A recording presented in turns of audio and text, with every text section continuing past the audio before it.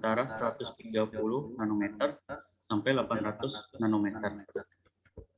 Bisa dilihat di gambar sebelah itu ada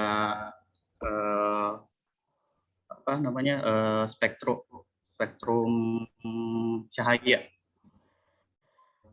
yang biasa kita lihat itu biasanya di 800 sampai 130 nanometer kita tangkap oleh mata. Oke, selanjutnya ada cara kerja optical emission spectrometry. Sumber listrik di sini untuk merangsang atom dalam sampel logam sehingga akan memancarkan cahaya karakter atau emisi optik. Hal ini memerlukan pemanasan pada sebagian kecil daerah sampel hingga ribuan derajat Celcius dengan menggunakan sumber listrik tegangan tinggi pada saat spektrometer melalui elektroda. Perbedaan potensial listrik antara sampel dan elektroda menghasilkan pelepasan listrik. Pelepasan listrik ini melewati sampel, memanaskan dan menguatkan material di permukaan dan menarik atom material yang kemudian memancarkan garis emisi karakteristik elemen atau elemen karakteristik emission line. Pada proses pelepasan listrik dapat menghasilkan dua bentuk pelepasan listrik berupa busur nyala yang mirip seperti sambaran petir atau berupa percikan yang merupakan peristiwa multi pelepasan di mana tegangan elektroda dinyalakan dan dimatikan. Kedua, metode operasi ini digunakan tergantung pada elemen diukur dan diakurasi yang diperlukan. Selanjutnya, komponen yang kedua adalah sistem optik cahaya multi optical emission line dari sampel yang diuapkan, dikenal sebagai plasma masuk ke spektrometer. Sebuah diffraction grading pada spektrometer memisahkan cahaya yang masuk menjadi panjang gelombang elemen khusus dan detektor sesuai akan mengukur intensitas cahaya untuk setiap panjang gelombang. Intensitas yang diukur berbanding lurus dengan konsentrasi offset elemen dalam sampel. Komponen ketiga adalah komputer. Komputer menerima intensitas terukur yang memproses data melalui kalibrasi yang telah ditentukan untuk menghasilkan konsentrasi unsur. User interface memastikan minimal intervensi operator dengan hasil yang ditampilkan dengan jelas yang dapat dicetak atau disimpan sebagai referensi. Ini ada secara umum ya langkah.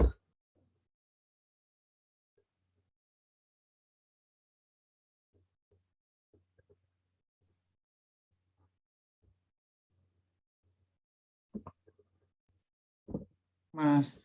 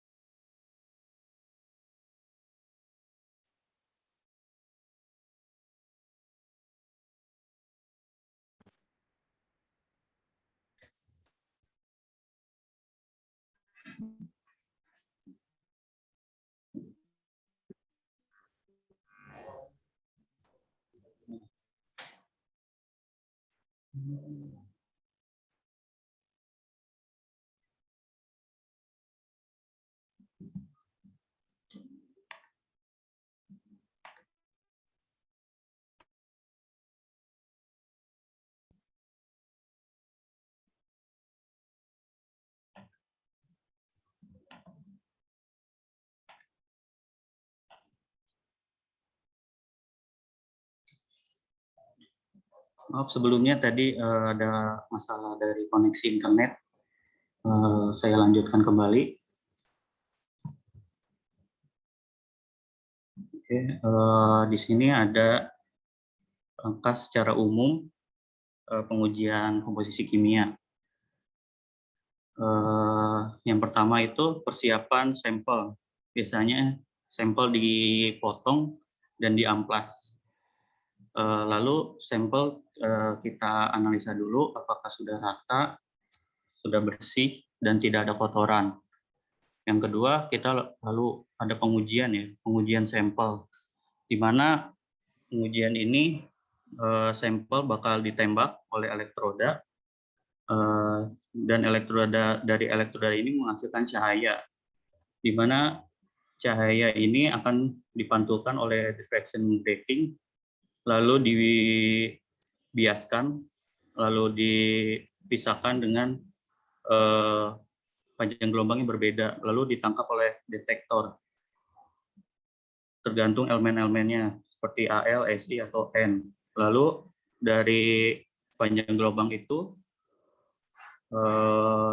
diolah melalui komputer, maka akan menghasilkan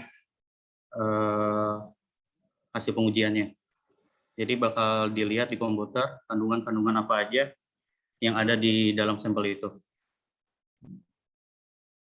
Selanjutnya akan dijelaskan oleh Pak Safri.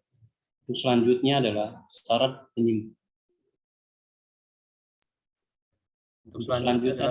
penyimpanan mesin komposisi kimia. Untuk suhu minimal 16 derajat Celcius, maksimal 30 derajat Celcius. Dan untuk kelembapannya minimal 20%, maksimal 80%. Tidak ada debu, uap korosif, dan sinar matahari langsung. Alat harus dilindungi dari getaran.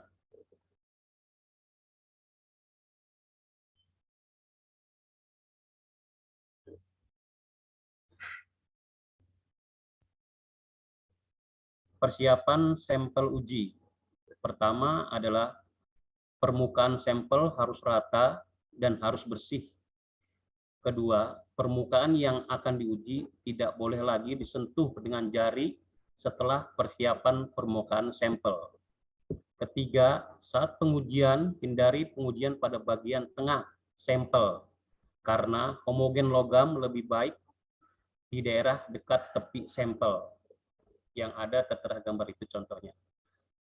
Keempat, lakukan pengujian 2 atau 3 pengukuran dilakukan pada setiap sampel. Kelima, tumpang tindih titik percikan harus dihindari.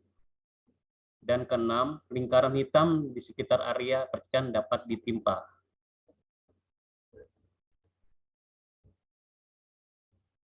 Kualitas argon. Nah, untuk pengujian komposisi kimia, kita juga menggunakan semacam gas yang biasa disebut argon. Kualitas argon itu kita harus memiliki syarat-syaratnya. Argon harus memiliki kemurnian minimal 99,998% dan memenuhi spesifikasi berikut. Pertama, kurang dari 2 ppm H2O. Ketiga, kurang 2 ppm O2. Ketiga, kurang 0,5 ppm CnHm. Keempat, kurang 0,5 ppm CO. Dan kelima, kurang 0,5 ppm CO2. Petunjuk kerja pengujian. Pertama, bersihkan sampel uji yang akan diuji ya itu.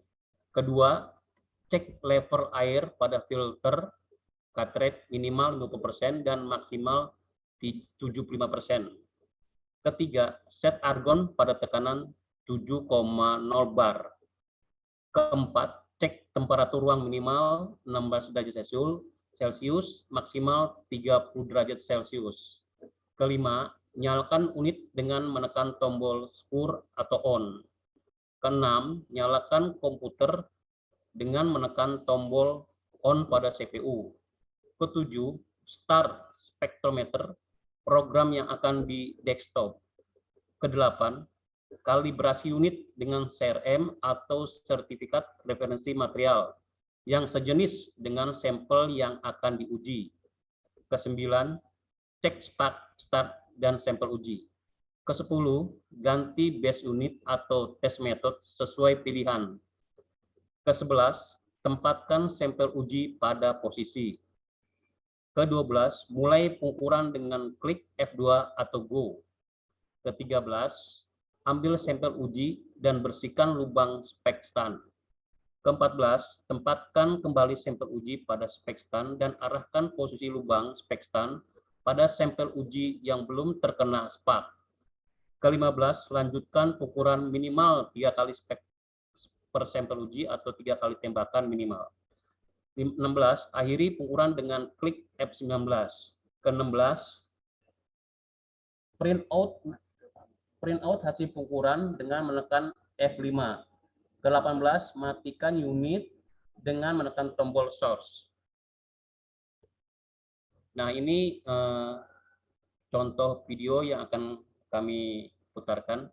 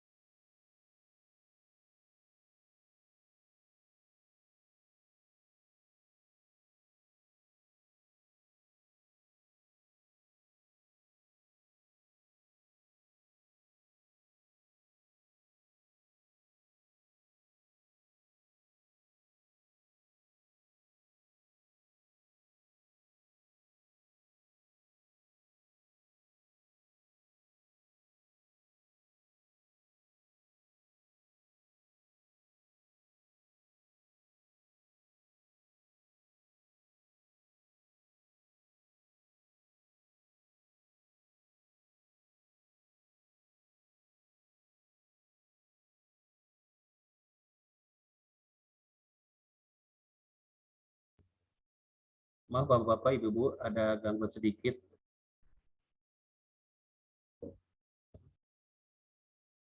Ini adalah video pengujian untuk pengujian komposisi kimia ya Pak, Ibu-Ibu.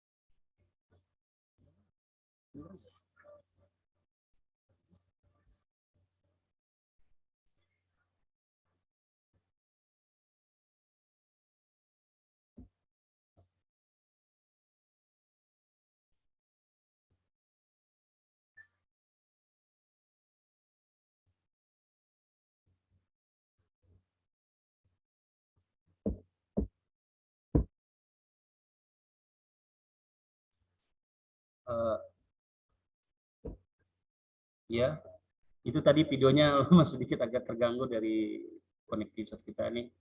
Nah, itulah presentasi kami mengenai pengujian komposisi kimia. Sekali lagi, terima kasih. Mungkin ada pertanyaan dari Ibu Bapak mengenai presentasi kali ini. Silakan.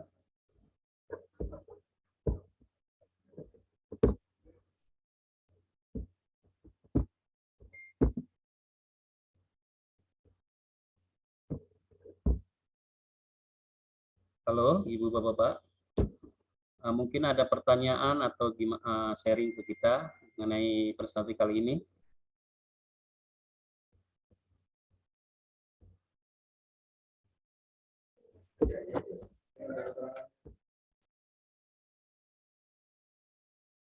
Pak Safril, izin dong Pak Safril nanya Pak. Oh iya, silakan Pak Joko. Silakan Pak. Iya.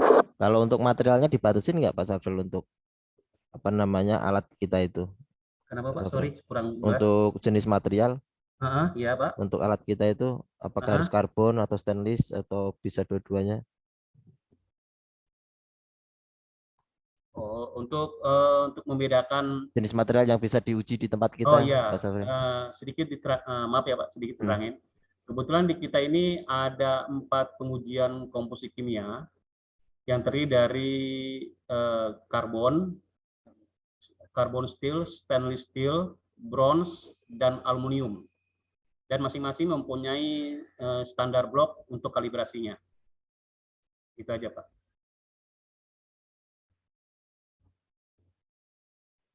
Baik Pak, terima kasih Pak Safril. Terima kasih Pak Joko. Mungkin dari rekan-rekan semua ada tambahan, mungkin masukan dan sebagainya. Pak Syafril, boleh nanya dong Pak? Halo? Iya, udah masuk Mbak. Oh, masuk ya. Pak Syafril kan ya, bener ya? Halo, ya. Iya. Saya mau tanya dong, ini kan judulnya pengujian komposisi kimia logam. Iya, Kimia logam salah satunya kan argon ya, iya dengan betul. teknik optical emission dan spektrometri. Biasanya kalau di industrial itu sektor apa yang biasa menggunakan pengujian kayak gini ya Pak ya? Hampir semua ya, hampir semua yang berhubungan dengan logam, baja, hampir semua. Jadi ini tujuannya untuk mengetahui kadar logamnya itu dalam batas normal atau baik terhadap lingkungannya atau terhadap mutunya sih Pak? Saya bantu jawab. Untuk batas, misalnya ya, batas logam. Biasanya itu di standar materialnya itu udah ada ya, kayak SS3165L, itu dia punya batas-batas nilai ujinya itu bisa beda-beda tiap material, kayak SS316L di mana karbonnya itu maksimal 0,03%. Nah, kalau misal saya kasih contoh lagi di S45C.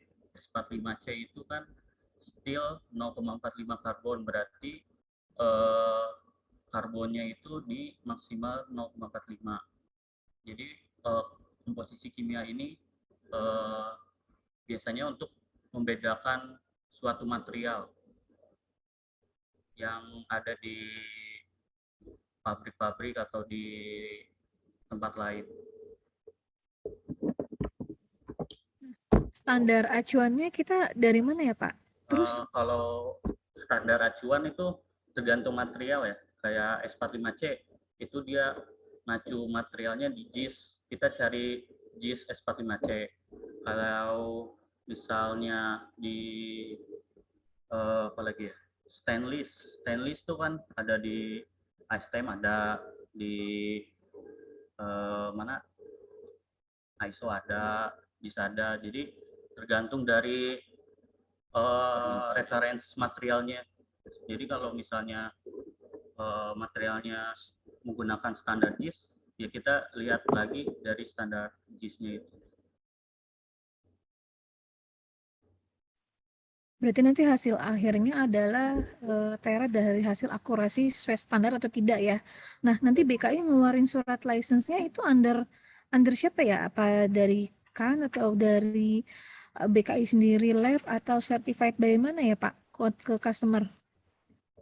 Kalau untuk khusus laboratorium pengujian, kita hanya ngeluarin report hasil ujinya aja. Jadi kalau misalnya kita nggak nentuin bahwa material ini masuk apa enggak, kita enggak. Tapi kita cuma hasil ujinya sekian, sekian, sekian. Tapi kalau misalnya customer minta tolong, misalnya, Pak ini kira-kira masuk nggak, kita bisa bantu cari standarnya. Nanti yang ngejudge masuk apa enggaknya bukan dari kita, dari pihak mereka. Karena kita cuma laboratorium ujian, bukan sertifikasi. Oke, kasih ya.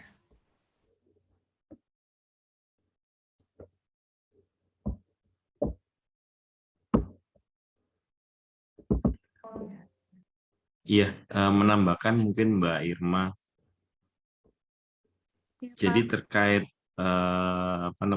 laboratorium kita itu kan memang laboratorium pengujian ya. Nah, kalau terkait dengan kriteria penerimaan itu kan di laboratorium tidak menyediakan. Nah, kriteria penerimaan biasanya muncul dari spesifikasi pemilik atau penggunanya. Nah, kita sih bisa mengeluarkan sertifikat dari hasil pengujian itu. Nanti kita bandingkan dengan spesifikasi ataupun kriteria penerimaannya, baik itu sesuai standar dan spek dari pemiliknya. Nah, nanti yang akan melakukan sertifikasinya itu dari tim sertifikasi. Jadi bukan di tim laboratorium tapi dari tim sertifikasi. Contoh dari teman-teman di divisi material dan komponen itu bisa mengeluarkan sertifikat dari produk tersebut. Terus kita juga kemarin juga sudah mengarah ke lembaga sertifikasi produk yang nantinya mungkin salah satunya kita akan bisa juga mensertifikasi produk-produk logam, tapi sekarang masih dalam taraf develop ya untuk lembaga sertifikasi produk. Yang ada baru sertifikasi produk untuk life jacket. Itu sih Mbak Irma. Oke, Pak. Jadi kalau misalnya BKI hanya bisa melakukan reporting terhadap ujinya saja, tapi untuk standarnya license-nya kita kerjasama sesuai dengan request dari customer gitu ya, Pak? Untuk di material komponen, kalau itu digunakan untuk di kapal, itu sudah bisa dikeluarkan sertifikatnya berdasarkan rule regulasi dari teman-teman di klasifikasi, Mbak Irma. Tapi kalau untuk yang digunakan di industri, itu mengacunya ke spek dan standar yang diaju oleh para klien kita. Seperti itu. Terima kasih, Pak.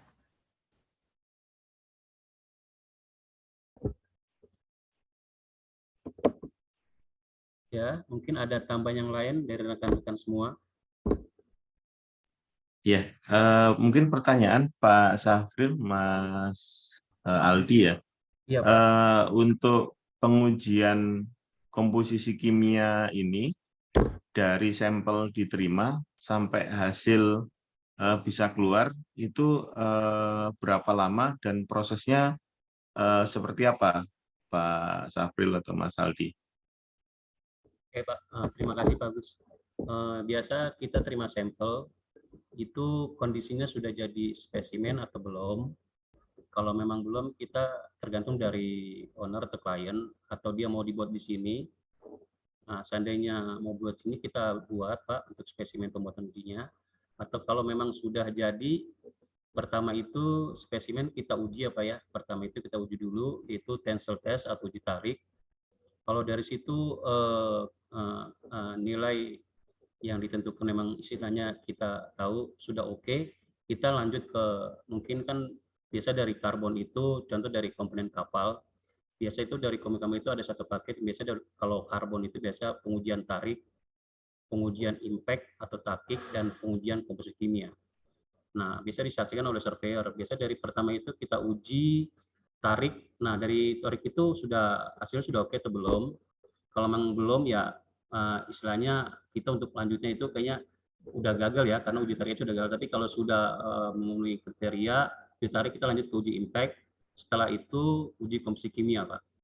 Nah, yang terakhir itu biasanya uji komposisi kimia. Nah, untuk berapa lamanya itu biasanya kita sekitar 4 hari lah, Pak, dari report hasil pengujian itu. Dari awal penerima sampai hasil jadi report atau laporan itu sekitar 4 hari, Pak. Kurang lebih segitu, Pak. Oh, klarifikasi. Ya. Untuk pengujian komposisi kimia ini harus dilakukan uji tarik dan impact dulu atau bisa langsung komposisi kimia? Kalau kelas biasanya iya, Pak. Tapi kadang ini ya, kalau kelas biasanya seperti itu, Pak. Bukan, Dia, kita tidak mengikuti kelas atau apapun, tapi oh iya, yang Pak Sapril lakukan untuk pengujian komposisi kimia itu, apakah bisa langsung uji komposisi atau harus bisa. uji tarik, tekan, Oh dan iya, lain-lain dulu? benar, Pak. Biasanya kalau memang juga bisa langsung, Pak. Kadang juga ada dari kelas juga minta kimia aja juga ada, tapi jarang. Atau dari owner atau klien yang lain dari perusahaan jembatan atau apa, dia ingin mengetahui pengujian komposisi kimia bisa langsung, Pak.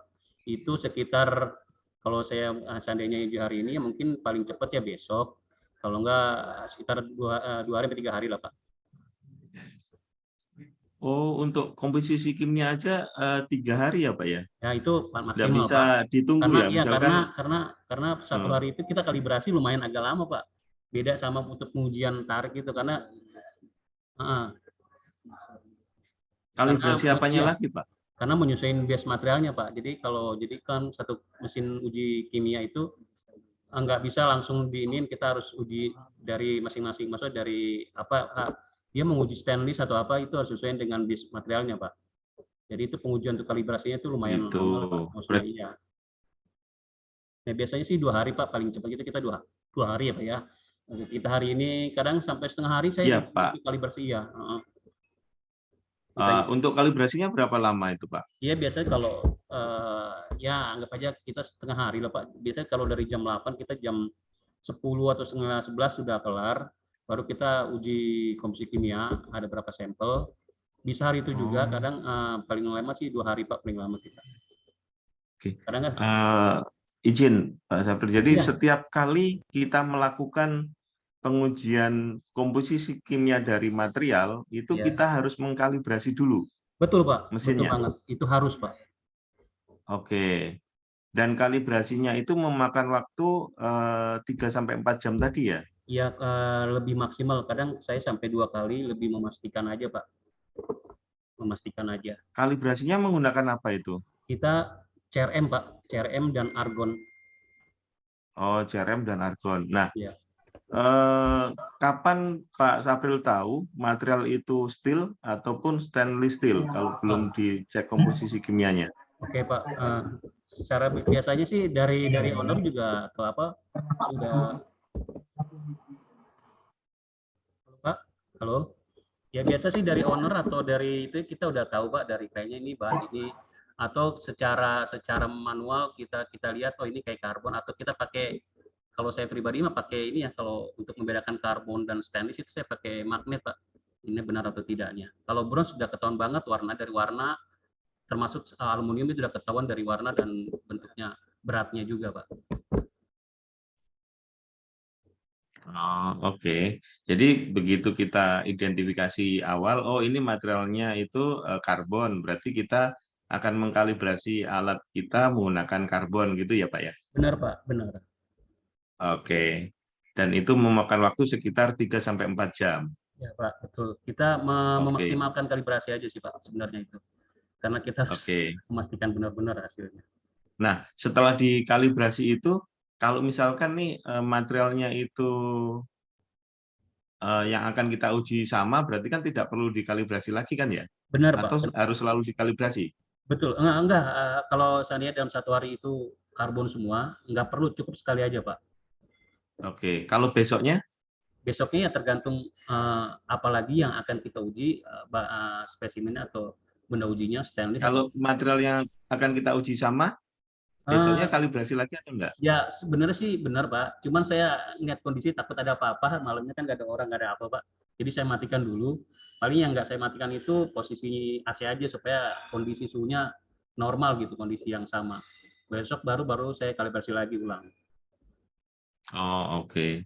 Berarti setiap hari harus kalibrasi, dan untuk kalibrasinya itu makan waktu sekitar 3-4 jam ya, Pak? Ya, kurang lebih segitu ya, Pak.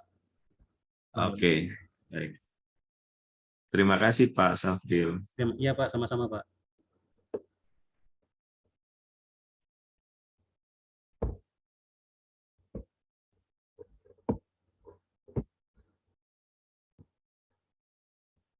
Ya, mungkin ada tambahan yang lain dari Ibu Bapak. Silakan.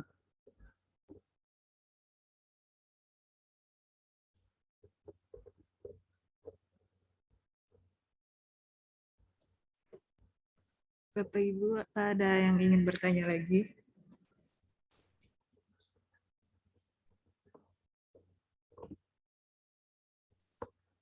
Pak Syafril, bikin itu dong flyer atau brosur yang menarik gitu. Karena kadang-kadang saya kalau presentasi ada lihat produknya ini ada laboratorium.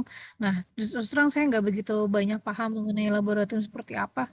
Mungkin biar bisa nanti dipromosikan ke industri-industri lain kayak industri komponen, baja, komponen-komponen otopat lainnya yang memang memerlukan pengujian bahan kimia tersebut, Pak Syafril. Oh iya, silakan Mbak. Sebentar Mbak, mungkin rekan saya yang bisa ngasih informasi sebentar. Izin menambahkan Mbak Irma. Iya, Pak. Untuk lab kebetulan ini kita lagi sedang proses yang kemarin diminta juga untuk brosur. Terus kita nanti segera saya kasih sekalian.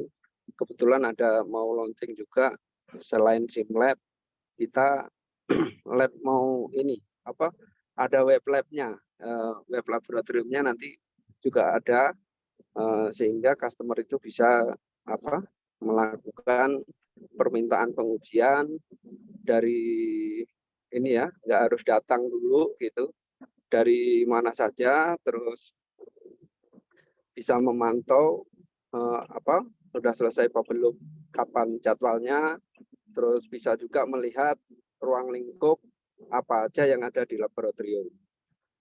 Ini lagi kalau webnya itu memang kita belum jadi, tapi kalau untuk brosur insya Allah sudah ada nanti tinggal saya kasih ke Mbak Irma dan teman-teman yang membutuhkan. Nah, itu tambahkan lagi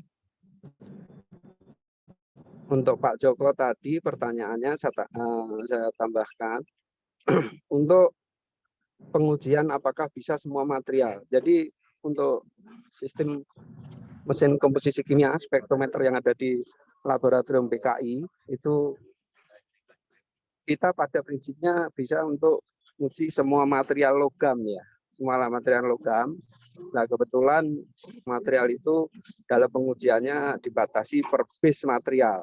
Jadi di laboratorium PKI sudah ini mempunyai 4 base material dari karbon steel, base stainless steel, aluminium, dan koper.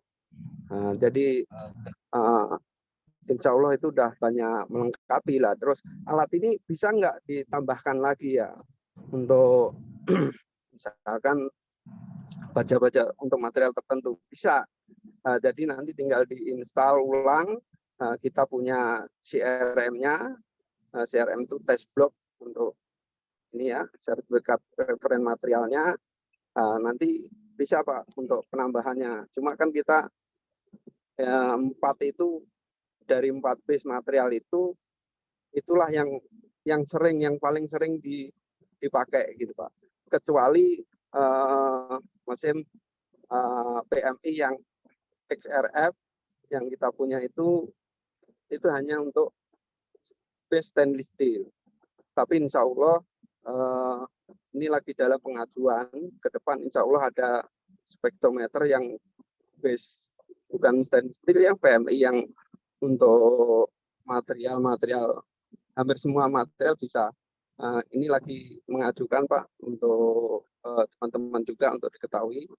Insya Allah ini lagi proses pengajuan pengadaan mesin spektrometer yang PMI yang sering ditanyakan teman-teman untuk di lapangan. Mungkin penjelasan tambahan dari saya untuk Mbak Irma dan Pak Joko tadi. Terus tambahan lagi tadi pertanyaan dari Pak Agus mengenai apakah kalibrasinya setiap hari berubah. Jadi gini Pak, kalibrasi kita karena kita mempunyai 4 base, kadang di hari Senin, Selasa, Rabu itu kita udah jadwalkan untuk kalibrasi.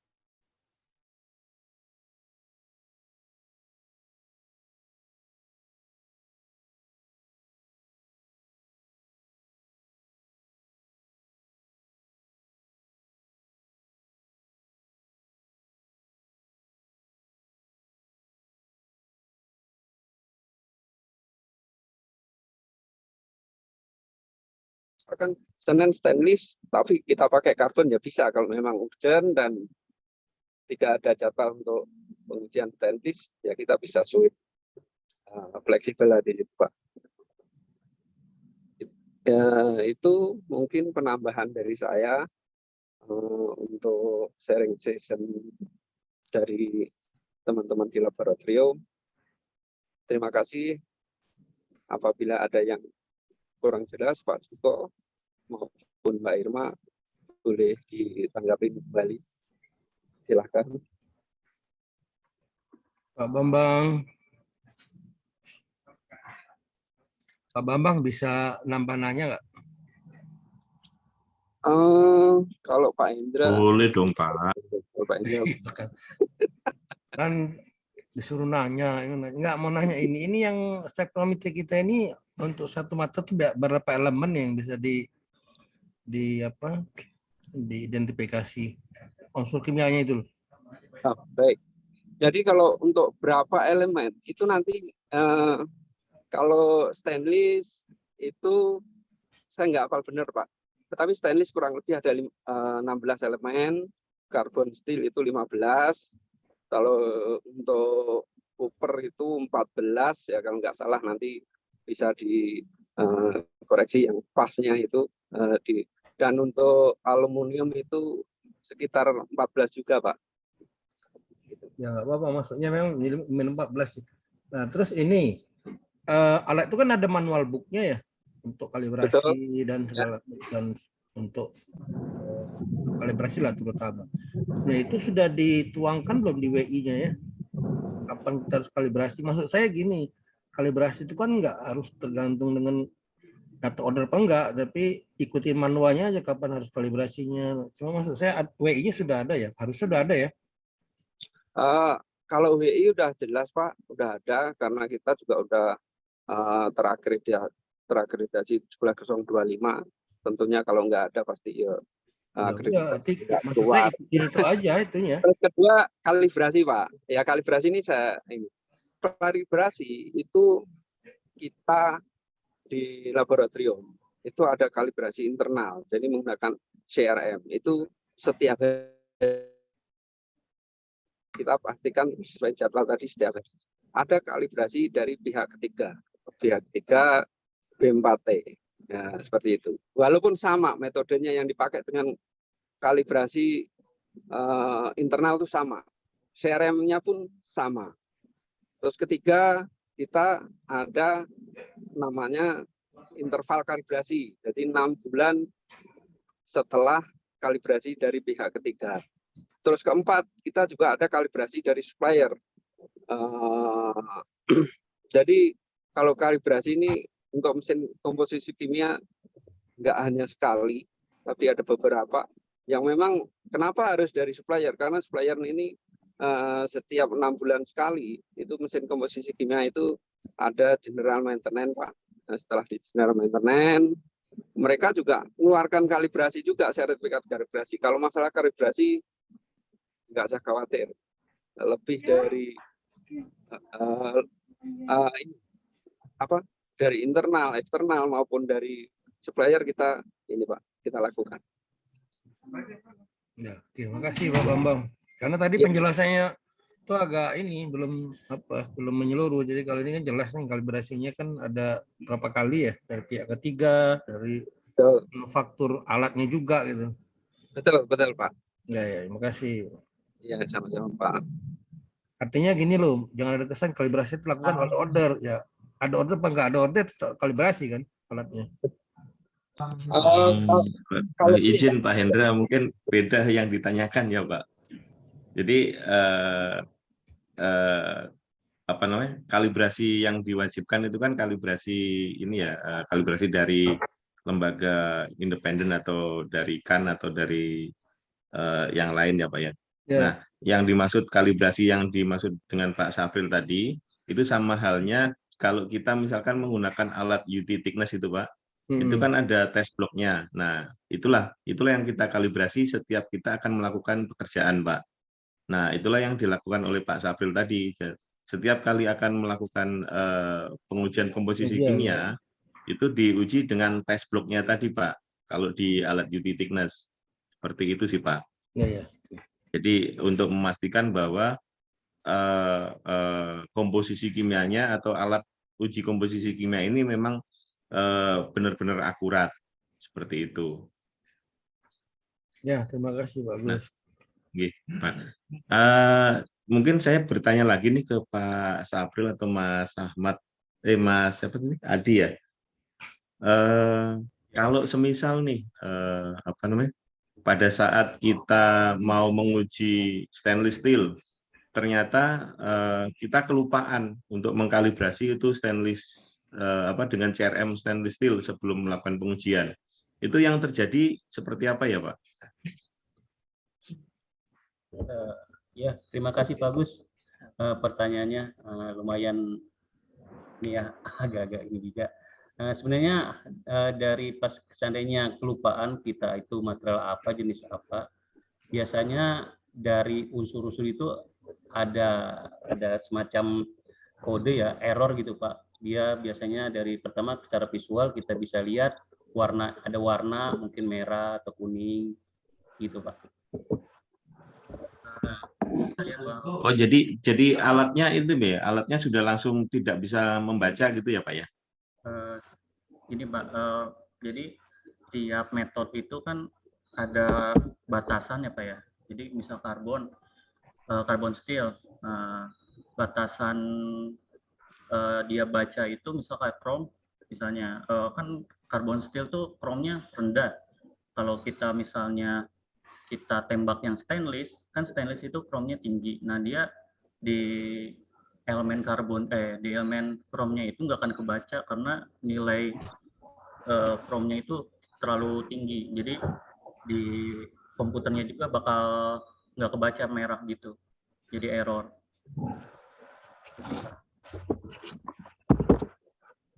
Oke, terima kasih Mas Aldi.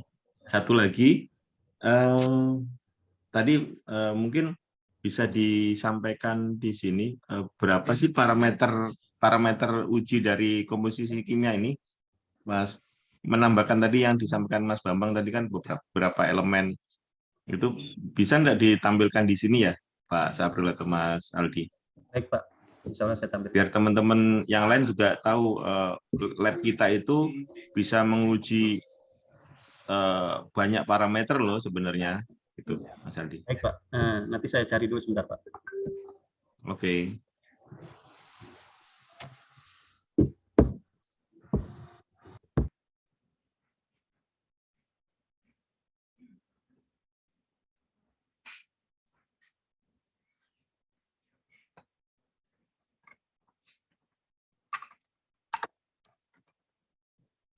Oh iya, Pak Sapril, untuk preparasi sebelum diuji itu butuh berapa lama ya Pak?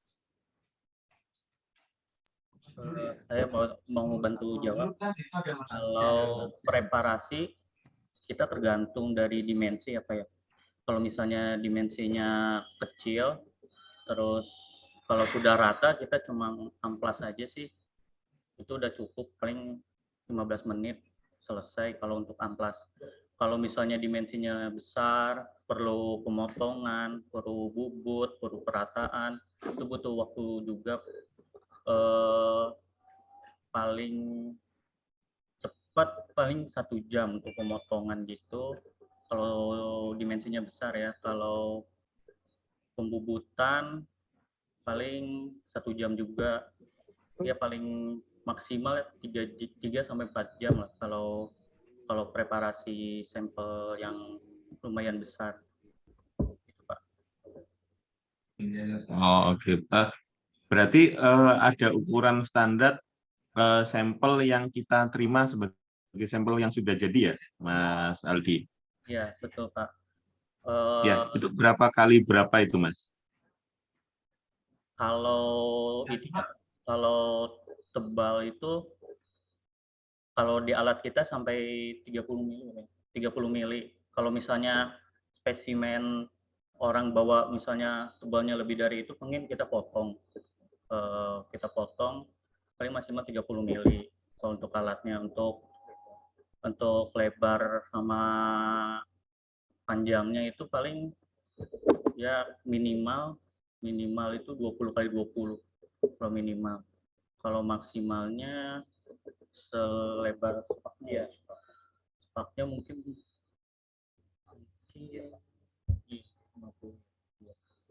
50 kali 50 mungkin. Oke.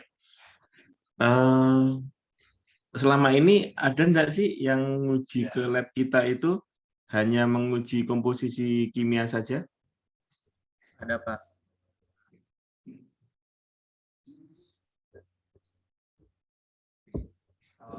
Ada nggak, Pak?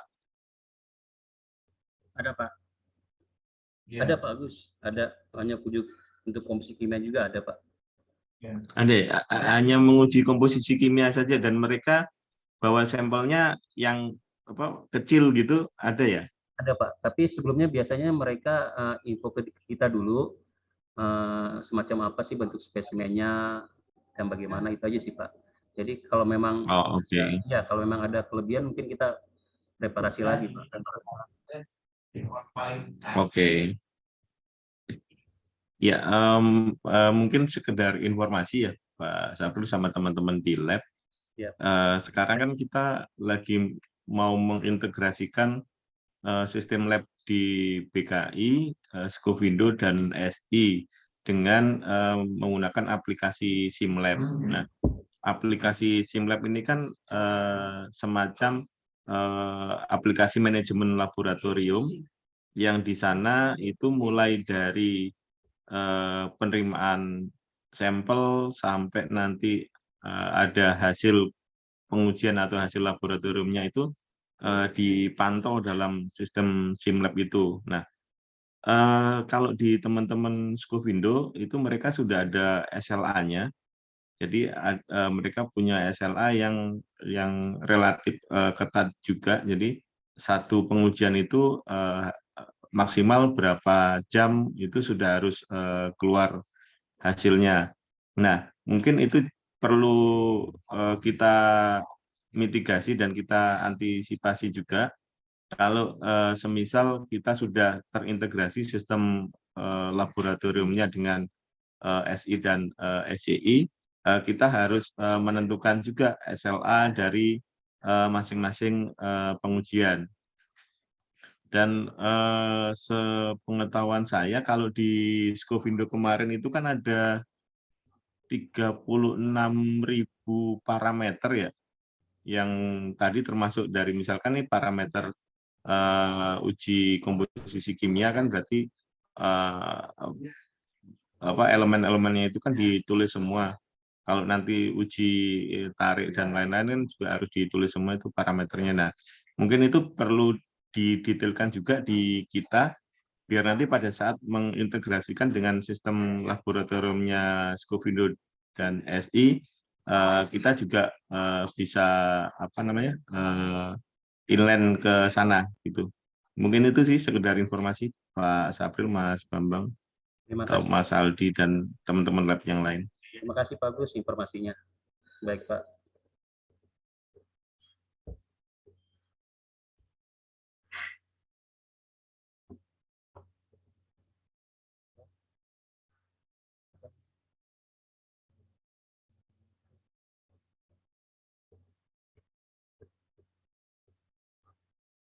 Iya, Bapak Ibu, ini elemen-elemen apa aja yang diuji di komposisi kimia di laboratorium, Pak? Ini yang bronze ya Pak, elemen-elemennya.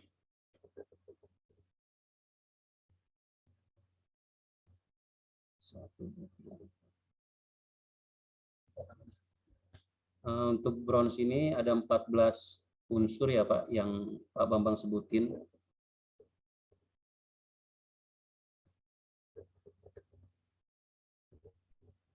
Dan ini material atau bahan stainless steel ya Pak. Dia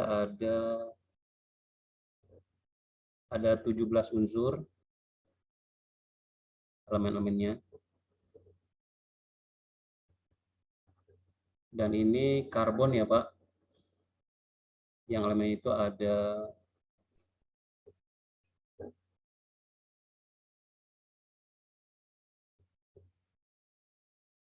untuk karbonnya ada 13 unsur Pak. Mungkin ada pertanyaan mengenai elemen-elemen ini itu Pak dari Ibu Bapak Ibu. Dan ini salah satu lagi aluminium ya Pak.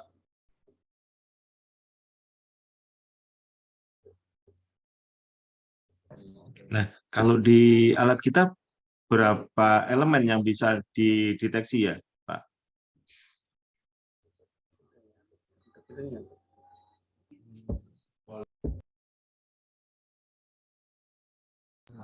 Berapa parameter? Misalkan ini Fe-nya berapa, CO-nya apa? Fe, CO, Mn ini berapa banyak unsur-unsur yang bisa dideteksi oleh alat kita, Pak?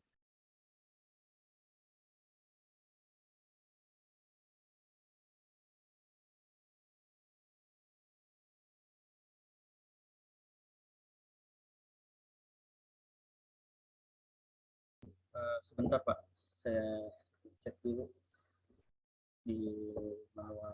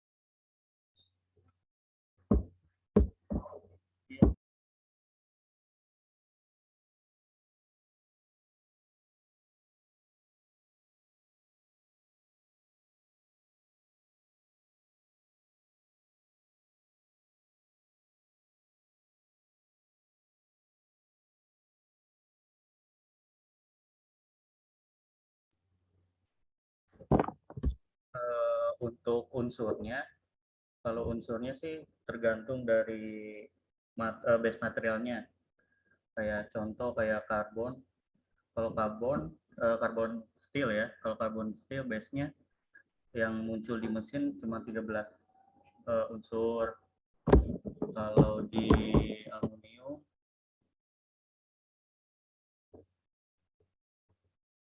ada 14 unsur.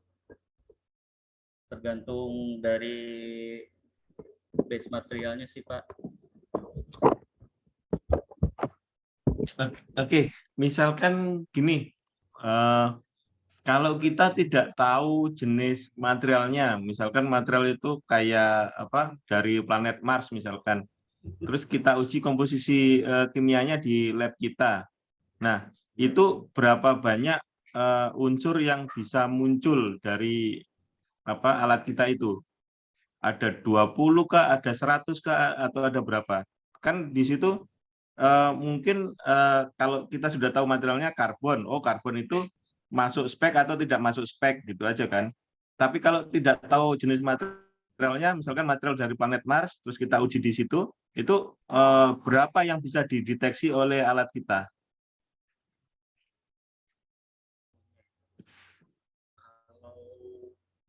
Kalau nggak tahu materialnya apa, kita juga nggak bisa ini sih Pak, nggak bisa ngetesnya juga karena kan di awal itu dia ada suruh milih metodenya, mau metode apa, karbon, stainless, bronze, aluminium, apa yang lain gitu. Kalau kalau di luar dari metodenya itu, misalnya bahannya nggak tahu kita, terus kita uji, kita harus harus pilih dulu metodenya apa. Kalau metodenya karbon steel ya munculnya itu 13 itu aja. Kalau misalnya aluminium ya cuma 14 itu aja. Jadi kita harus tahu dulu sih karena di komputer itu harus masukin metodenya dulu di awal. Oke. Betul, kita kan memang harus masukin metodenya dulu ya. Tapi kan antara steel, karbon, terus aluminium itu kan yang membedakan kan cuman kadarnya. Atau misalkan nih kalau aluminium itu kadar Al-nya itu berapa persen gitu kan. Nah, tapi kalau misalkan kita tidak tahu materialnya, itu kan misalkan kita uji dengan karbon, oh dengan karbon yang muncul beberapa unsur tadi, terus di aluminium kita uji juga beberapa unsur tadi. Nah, unsur-unsur yang tidak sama itu ada berapa? Contoh misalkan Fe-nya itu yang bisa diuji di alat kita itu apakah cuman Fe doang atau Al doang atau ada mangan, ada magnesium, nah, kayak seperti itu.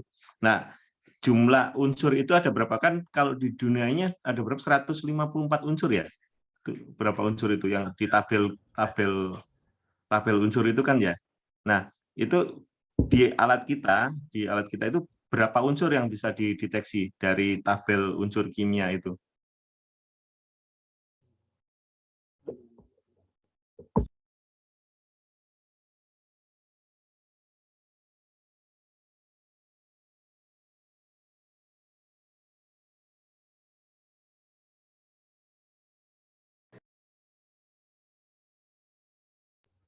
bisa Pak, saya cek lagi manual booknya karena kalau elemennya, jumlah elemen pastinya saya sih belum tahu ya Pak. Karena kan selama ini saya nguji eh, gimana gimana dari base materialnya. Jadi saya uji cuma karbon steel ya, munculnya cuma 14 elemen.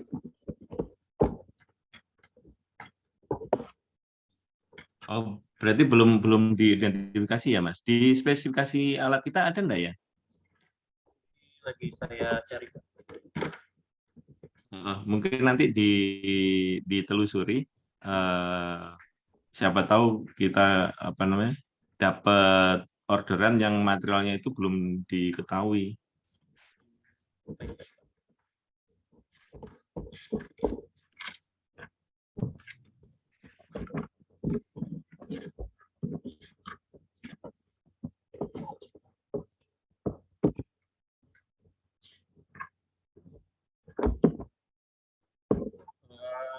Di manual booknya ini Pak, kelihatan ya Pak? Sorry. Di sini banyak banget. Iya Mas. Jadi belum saya hitung juga.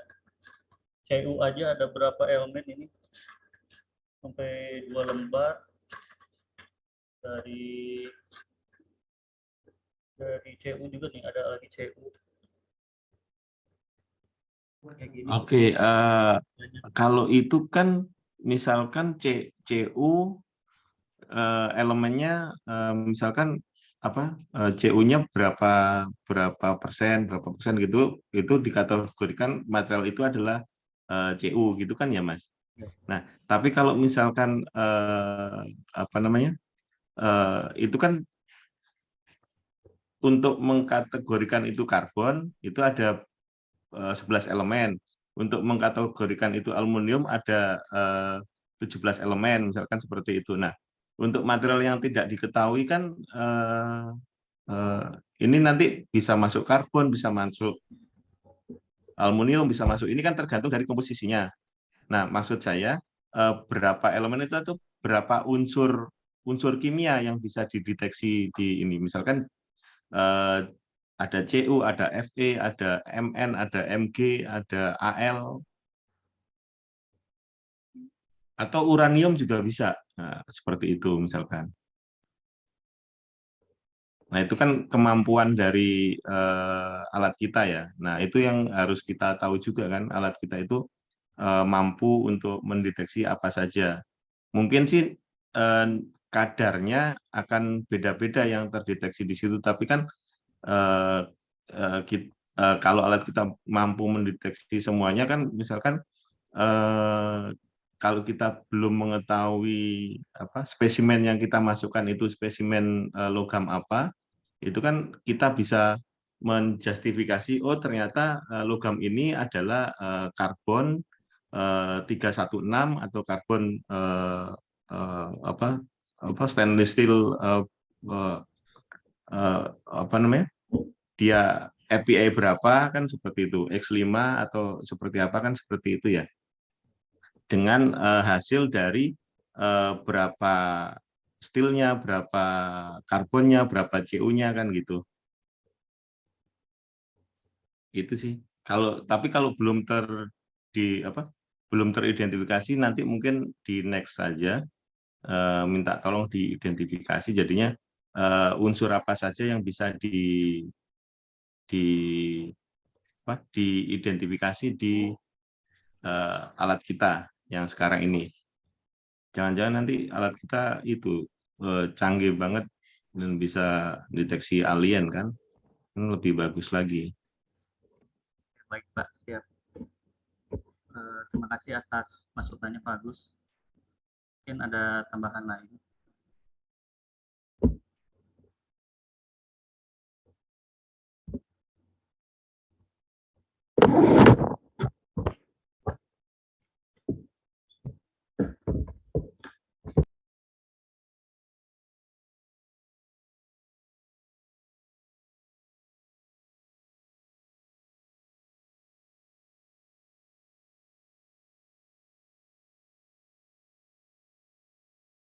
Atau info yang lain dari teman-teman?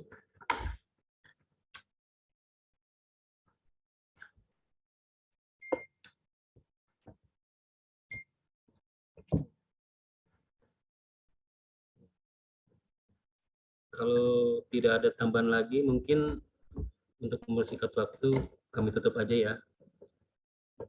Ya, terima kasih. Wabillahi taufiq hidayah. Wassalamualaikum warahmatullahi wabarakatuh. Saya langsung ke moderator, Iya, Mbak Nadia. Waalaikumsalam warahmatullahi wabarakatuh. Terima kasih Pak Syafril, Aldi, sama Pak Bambang untuk presentasinya. Selanjutnya ada perkenalan sebentar dari teman-teman yang baru. Ada dari Raihan, Adel, dan Amel. Raihan, silakan.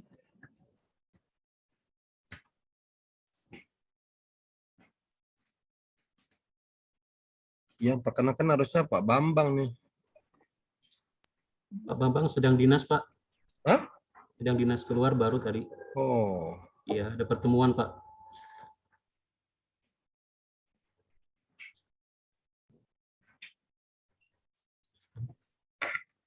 Halo. Selamat pagi Bapak Ibu semua.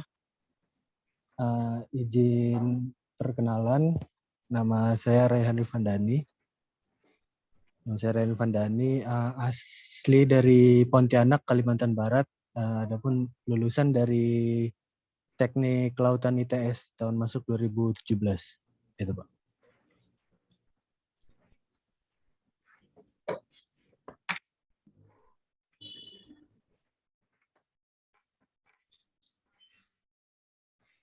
Halo, perkenalkan semua, nama saya Deli Rahmawati. Saya di BKI, posisinya sebagai admin laboratorium. Teman-teman bisa panggil saya Adelia. Asal saya kerja di Jakarta, saya asli Jakarta, tapi mama saya orang Solo dan ibu saya orang Bandung. Sekian perkenalan dari saya. Terima kasih Adel. Selanjutnya Amel.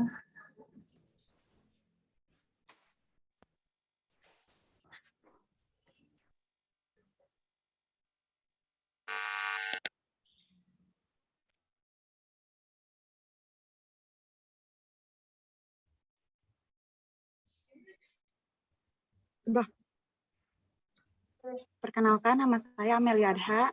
Saya di bagian adop, maskernya bagian buka ya, penomoran. masker. Apa itu?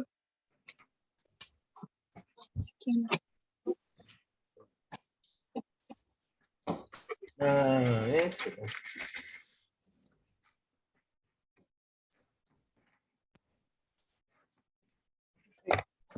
Aduh.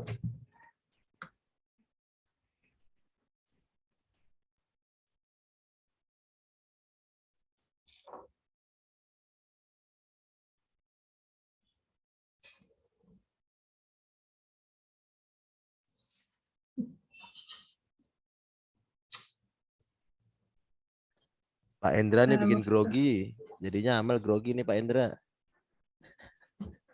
Terima kasih Amel. Pak Endra kata mau nanya sama Adel, Pak. Pak Endra. Ya. Ada yang mau nanya ke Mbak Adel, Pak? Kemarin Ya, nanti di lab aja dia nanya. Oh gitu, Pak. Oke. Nggak ada bosnya Pak di sini, Pak.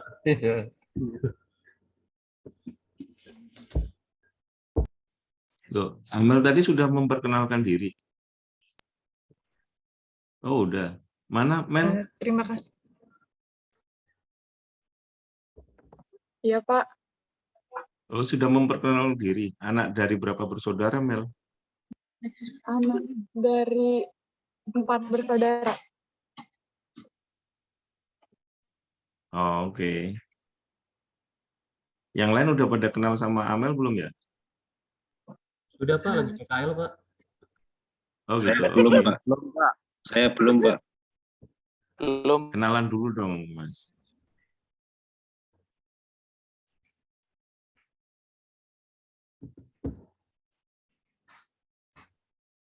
Coba tadi belum jelas ini.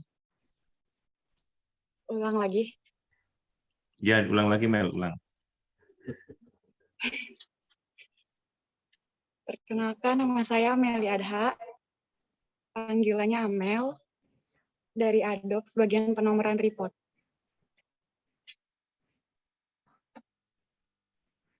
Asli mana, Mel? Asli Jakarta, Pak. Statusnya Lahir di mana? Kenapa, Pak? Lahir di mana? Lahir di Jakarta. Oh, tinggal di Jakarta juga. Iya. Oh, ya. Begitu Pak Hendra, perkenalan dari Amel, ya, Pak. statusnya Mel belum.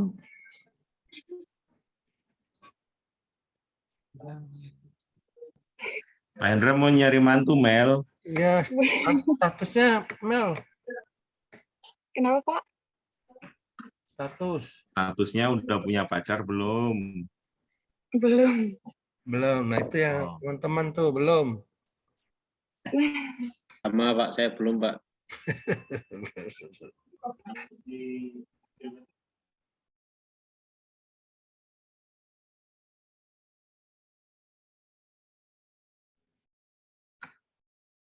Oke, Nadia ditutup deh, udah 11:30 lewat.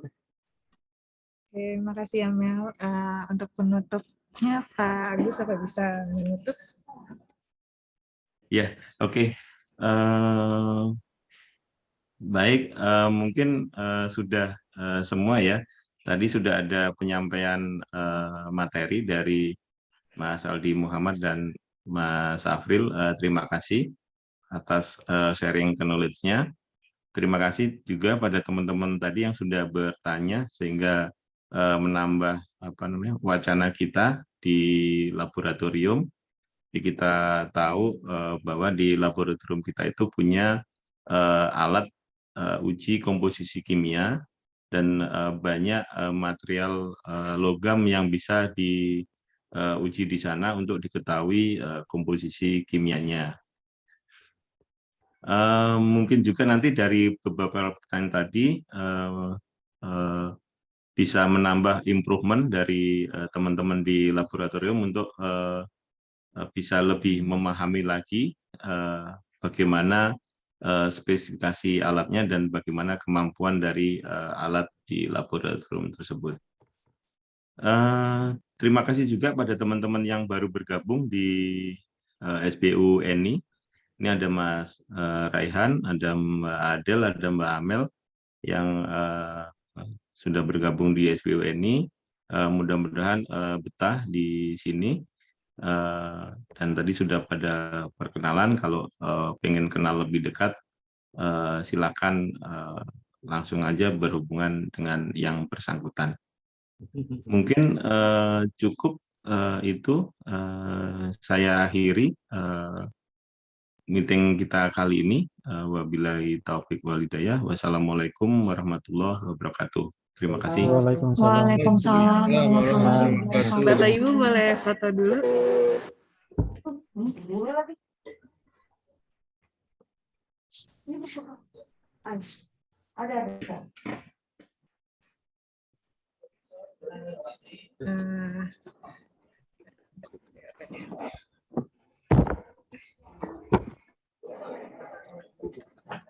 Nah, 1, 2, 3. Salah belum. Nah, satu lagi, 1, 2, 3. Ya, terima kasih Bapak dan Ibu semuanya sudah menghadiri Zoom meeting. Jangan lupa absen. Ya. Terima kasih Bapak Sapril. Terima kasih Pak Joko. Oke.